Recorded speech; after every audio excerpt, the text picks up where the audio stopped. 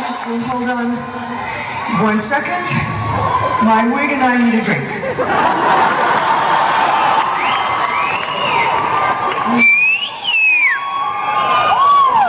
Okay, I'm going to tell you a true story. Promise every word of it's true, and I'll just jump right in. So anyway, in 1965, Sunny and I were very famous, and then somehow we just took a big nosedive. Our career was just like, what's gone? And we had no job, and we had no money, and we owed the government $278,000. Like you do. And so Son said, you know, you're gonna wear a dress, I'm gonna wear a tux, and we're gonna play dinner theaters. Do you have dinner theaters here? Okay. I can never tell if that's a yes or no, but whatever. Okay. So, but dinner theaters, you know, I was thinking like London, Paris, velvet ropes, ladies in long gowns, limousines, but no.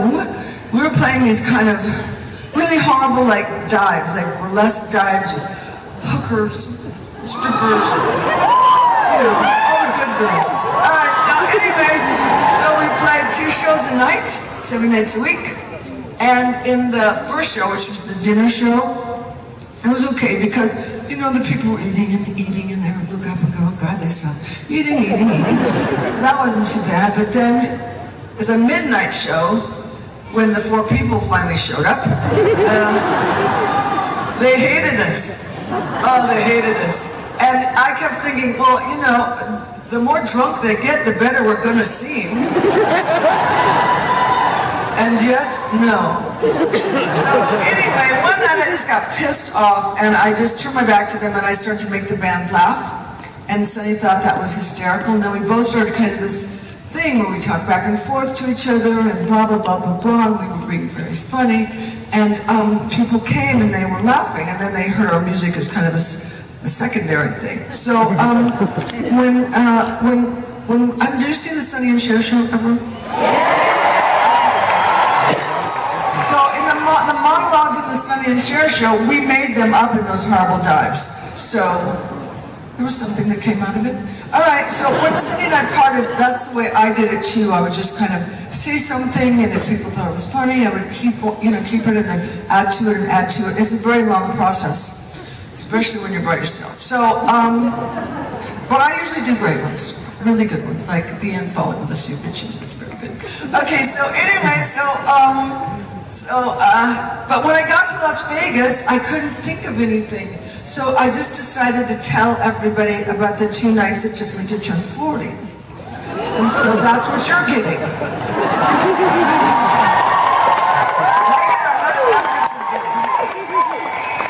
Alright, so it's May the 19th, and I'm with my best friend Paulette, and I was at my favorite club in New York. It was called Heartbreak. And Polly and I were sitting on top of these banquettes, you know, like that, kind of. And I was just thinking, oh my God, this is so great. I'm 40 and I'm still hot. You know?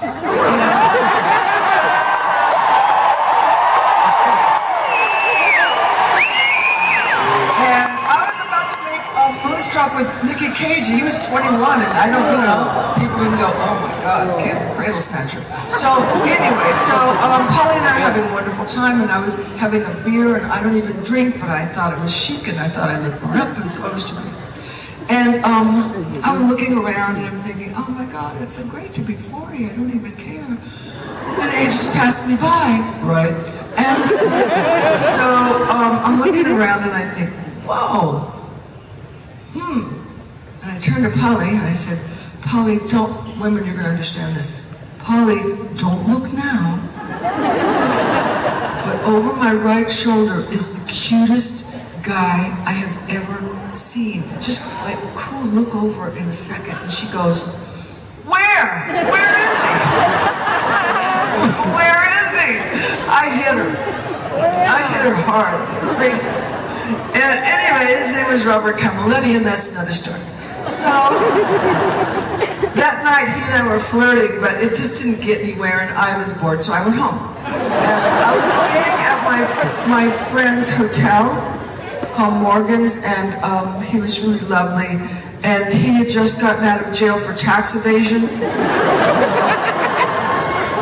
like you do. And he was letting me stay there, and it was fabulous, and I was having a wonderful time. He owns Studio 54. And so I went to sleep just dreaming wonderful dreams of being 40 and how fabulous life is, and blah, blah, blah, blah, blah. And then in the morning, I wake up, a telephone call, and this man goes, "Hi, Cher." And I went, "Yeah." He says, "It's George Miller." And I said, "Hey, George, how are you?" And he went, "Well, I don't want you to be in my film, and Jack and I think you're too old and you're not sexy."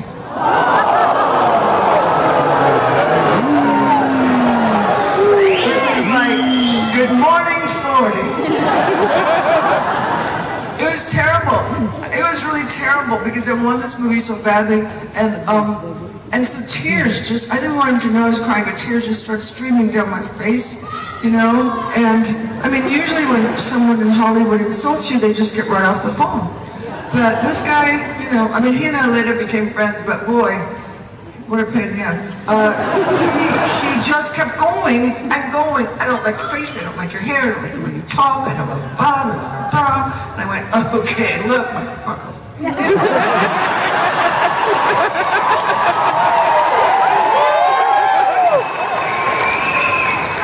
didn't find me under a rock. I've been nominated for Academy Award for Silkwood, and I did a little movie called Mask, and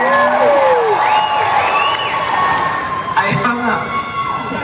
But the tears were still strolling down my face, and it was terrible. And then I realized, I thought, oh my God, these are great tears. Because usually I have to make a little squishy face to have a lot of tears, and these were just like cascading and cascading. It was fabulous. And then I thought, God, you're crazy. You just lost this job, and you're worried about actress tears. But I remember that I did quite a lovely little job of actress tear in Moonstruck, where one tear just went down my face. Yes. So anyway, and at that moment, my kids come in with this big cake and 2 bellboys, and they're coming in. It's like, over there. "Oh, happy birthday to you. Happy birthday, dear Mom. Happy birthday to you." And then they looked at me and they went, "Mom, you're crying." And I went, "Yeah, because, okay, when ladies get older, and they're very excited, they're very happy, sometimes they just cry from happiness." And they went, "Oh." I said, "Okay, now move on." And all right, so, anyway, I forgot to tell you this. Usually when I forget something, I go to a special place. Okay, so I was staying at my friend's hotel, but I owed him $28,000 and I didn't have the money. Okay, I forgot something bigger. Okay, all right, so, this is so silly. All right, but so since the beginning of David Letterman, I think you know David Letterman here? Okay, they'd always invited me to be on the show, and I always said no. Now I can go all the way back. All right, but so 3 days before my birthday, they called and they said, "How would you like to spend your birthday with Dave?" And I said, "I'd love to, for $28,000.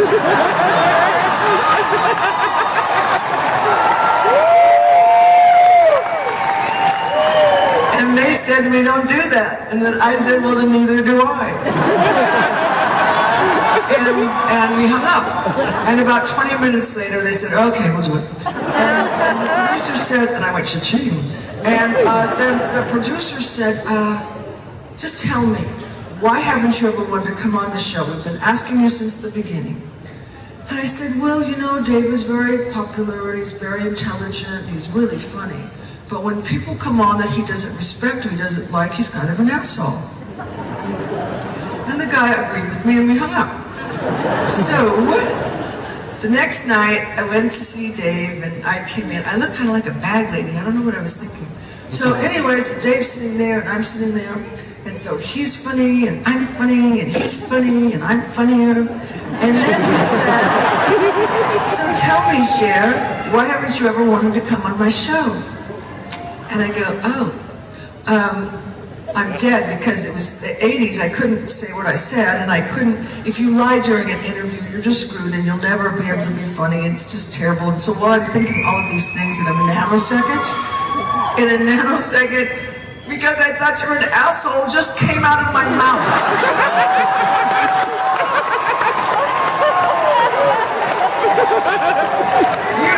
YouTube it. Anyway, and I was like trying to stick it back in, but it was gone. So Dave said he was traumatized for 5 years. But we became friends. He's very cool. Anyway, all right, he's very cool, and I really like him, and we are friends, except for my last birthday, he sent me a beautiful card, in script. Script is something we used to do when we were writing letters. It's curly. You put it in an envelope. Okay, so anyway, but at the bottom of this beautiful birthday card, there was a P.S. and it said, P.S. My mom always likes honey better.